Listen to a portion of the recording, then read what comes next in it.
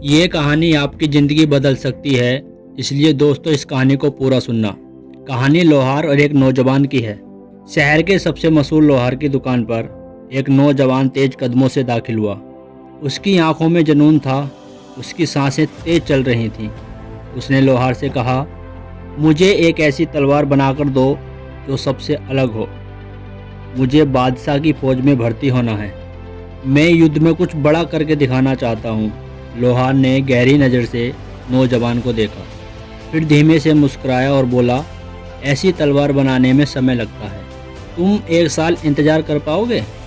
नौजवान सोच में पड़ गया, मगर उसके इरादे पक्के थे और कहा, ठीक है, मैं इंतज़ार करूँगा।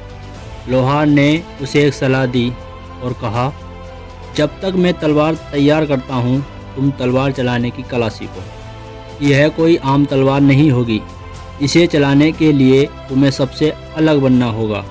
नौजवान ने कहा, ठीक है। अगले दिन से ही उसने तलवारबाजी सीखना शुरू कर दिया। रोज़ सुबह से शाम तक अभ्यास करता, गुरु की हर सीख को आत्मसात करता। महीने बीत गए, दर्द हुआ, चोटें आईं, मगर वह रुका नहीं। हर दिन वह खुद को पहले से बेहतर बनाता रहा। 1 साल जब बीत गया, नौजवान फिर से लोहार की दुकान पर पहुंचा। उसका शरीर पहले से मजबूत था, चाल में आत्मविश्वास झलक रहा था। क्या मेरी तलवार तैयार है? उसने लोहार से पूछा। लोहार ने मुस्कुराते हुए भीतर से चमचमाती तलवार निकाली और नौजवान को थमा दी। अब तुम तैयार हो? लोहार ने कहा। नौजवान तलवार लेकर युद्ध में गया। उसने अपनी फुर्ती और कला से दुश्मनों को परास्त कर दिया। चारों ओर उसके नाम की गूंज थी।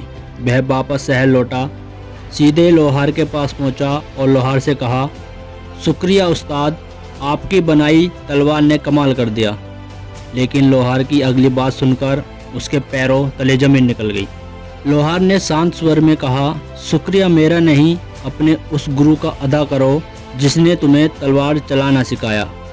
तुम्हारी यह तलवार कोई खास नहीं थी, यह तो 2 दिन में ही बन गई थी।